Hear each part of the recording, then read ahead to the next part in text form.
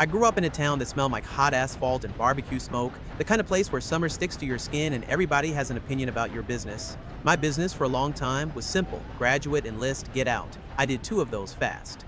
I was 19 the first time I watched a sunrise through a helicopter door.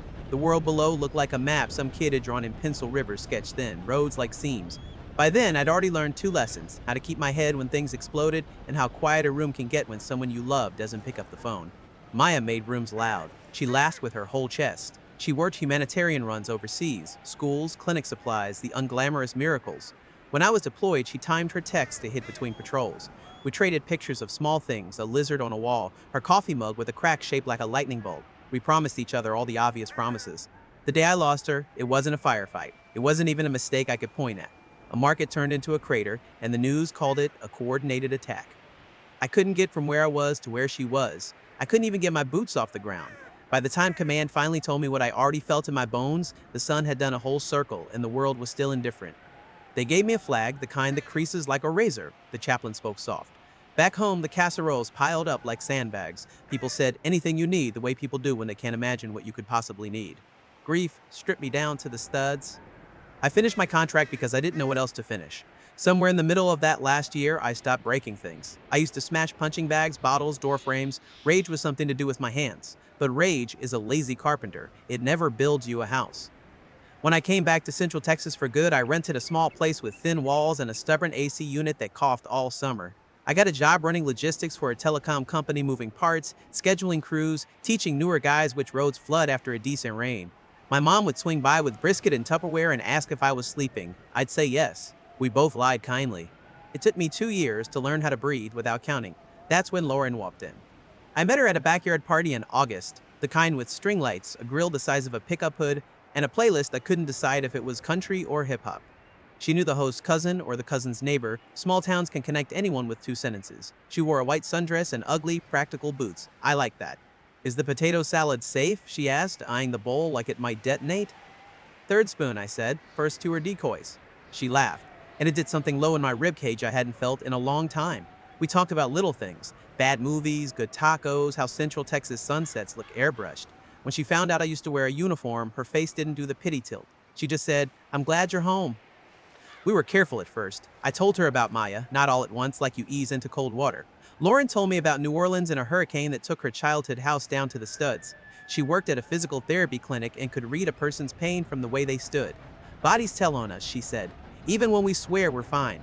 For the first time in years, I started planning Saturdays. We found the diner with pecan waffles that tasted like somebody's grandma guarded the recipe with a shotgun. We learned which trails were empty before church let out. We bought a plant together and didn't kill it, and I introduced her to Cole. Cole and I crossed deserts and bad decisions together. Same platoon, same stupid tattoos. He was the one who pulled me out of a Humvee once when my world turned into a ringing tunnel.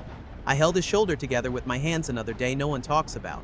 Friendship like that is less about compatibility and more about proximity. You survive in the same direction for long enough, it starts to feel like family.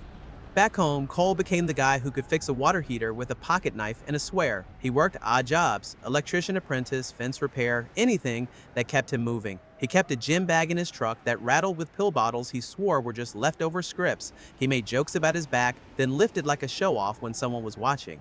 He met Lauren over brisket and paper plates. He called her Lolo once, and I told him to don't. He grinned, hands up, all harmless. "Man, I'm happy for you," he said on my porch one evening, beer sweating in his palm. "You look lighter." "I'm trying," I said. "Keep trying," he said, and we clinked bottles. For a while, it felt like the world had forgiven me. Mornings smelled like coffee instead of burnt metal. My mom stopped bringing casseroles and started bringing recipes. I almost believed I deserved it. The first crack was small enough to ignore. Lauren started putting her phone face down. Not always, just often enough to notice. She picked up extra shifts, which made sense. PT clinics are always short-staffed, but she came home with hospital soap in the cracks of her fingers and eyes that wouldn't meet mine for a beat too long. Cole dropped by more. He always had a reason. "Got extra ribs, figure you two can't eat all this, but I can try. Need your torque wrench? Borrowed your torque wrench, forgot to ask." Sometimes he'd show up when I was at work. He'd leave oil smudge post-its that said, "Fixed door hinge. You're welcome, bum." Lauren would text me a picture, Cole and my busted screen door, both looking pleased with themselves. "Handy neighbor to have," she'd say, casual. Casual? Cole's a lot of things, I'd say. Handy is one of the better ones. I told myself not to be the guy who suspects shadows. Then a neighbor mentioned seeing Cole's truck in the alley a couple afternoons in a row. The alley behind our place is where teenagers practice denting fenders and cats conduct diplomacy.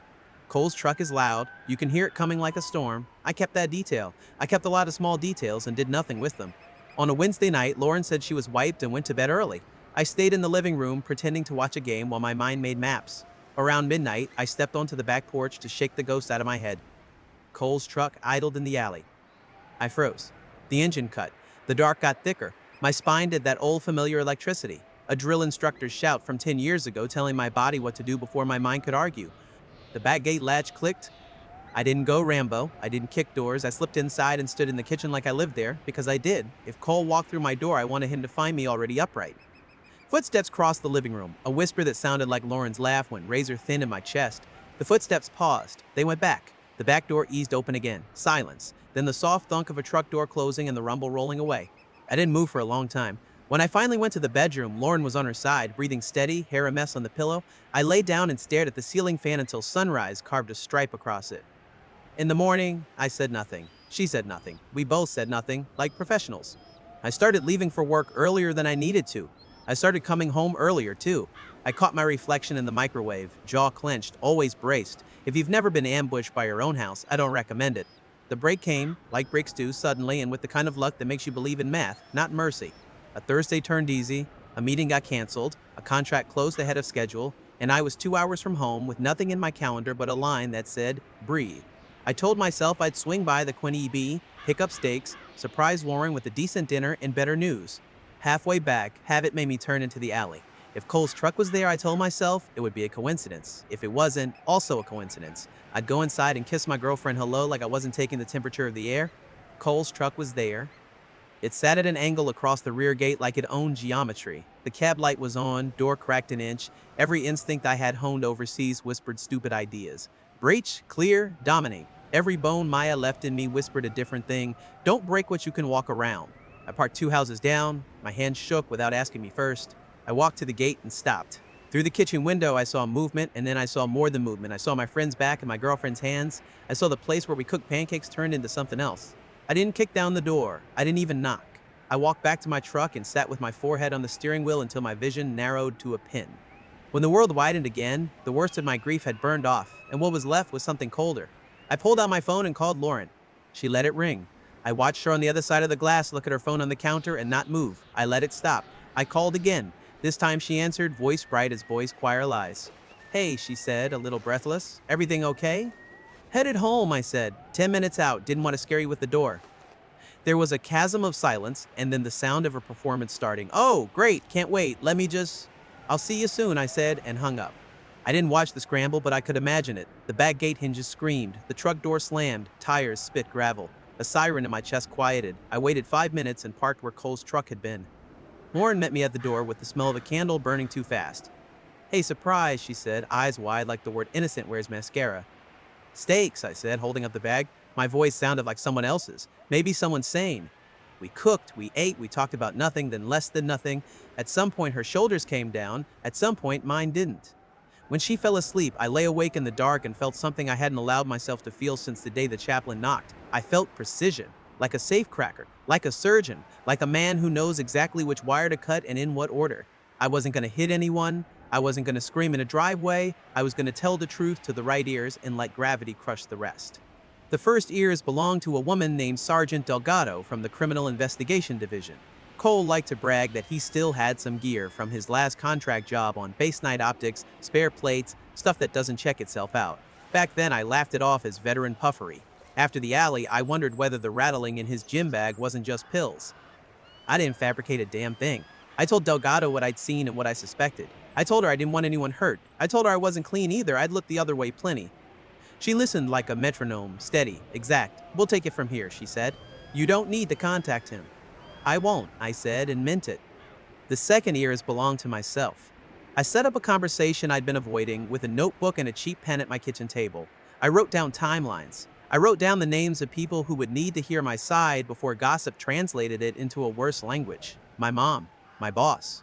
Lauren's boss, maybe, depending how ugly this got. I wrote until my hand cramped. Then I slept for 3 hours and dreamed of a door that wouldn't close because it was swollen with rain. I wasn't done. I made one more call to a therapist who told me 5 years ago to keep her number in case grief grows back. It had. I made a Tuesday appointment. And then I waited. Waiting is not passive when you know what might be coming. It's a field exercise. You conserve energy. You watch your periphery. You don't go looking for a fight. You let the fight arrive neatly labeled. It arrived on a Sunday night. Lauren said she'd be at a friend's to plan a bridal shower. I said okay. I watered the plant we hadn't killed. I put my phone on the counter, screen up. I waved to the neighbor kid on his skateboard and didn't flinch when he wiped out and popped back up laughing. At 9:17 p.m., Delgado texted, "Are you home?" I typed, "Yes." She called instead of texting back. "We're executing a search warrant at Cole Bennett's residence," she said. "You don't need to be involved. I'm telling you because you asked not to be blindsided." "Thank you," I said, and my knees went so light I had to sit down.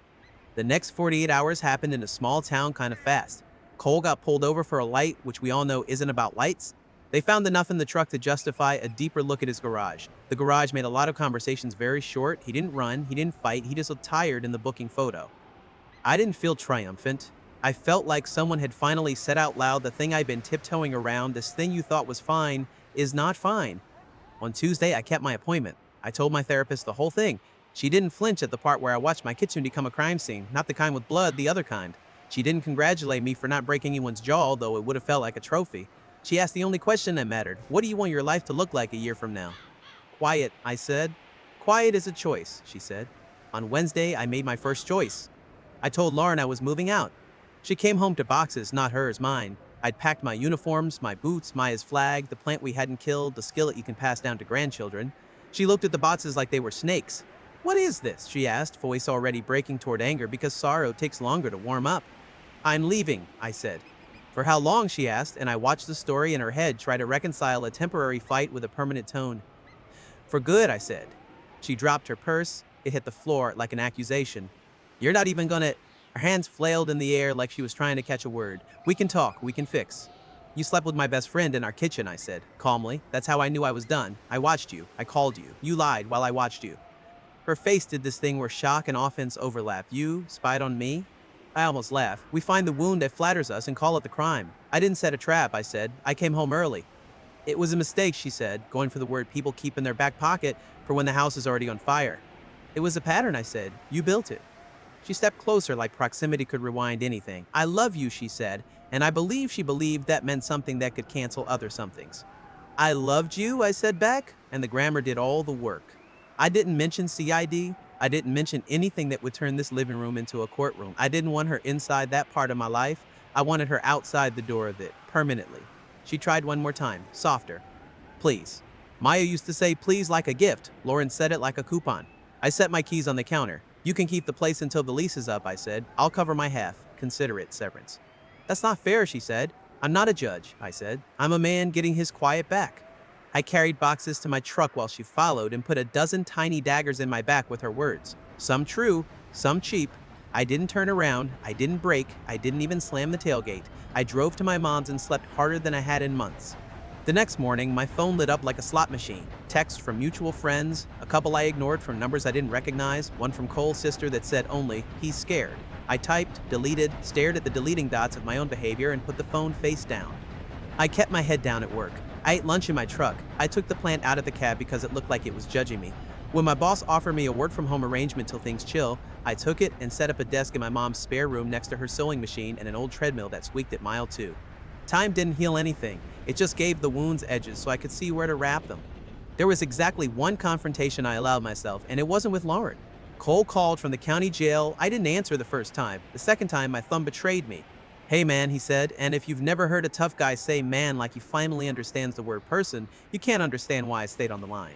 "You're not allowed to call me," I said. "I had to," he said. I'm sorry. For everything. I messed up. I let silence do the heavy lifting." "I don't know what to ask for," he said. "Forgiveness? Advice? I deserve?" "You deserve due process," I said. "You'll get it." "Did you—" He started and stopped. "Doesn't matter." "It does," I said. "I didn't plant anything. I didn't fabricate anything. I told the truth to people whose job is to measure it. The rest is between you and the state." He sobbed once, strangled it, hated himself for letting me hear it. "I'm sorry," he said again, small. "Me too," I said, and ended the call. I didn't feel better. I didn't feel worse. I felt like the floor was finally level. Lauren tried a few more times, long texts that swerved between apology and indictment, voicemails that started nice and ended mean. The last message said, "You'll die alone," which is a common blessing disguised as a curse.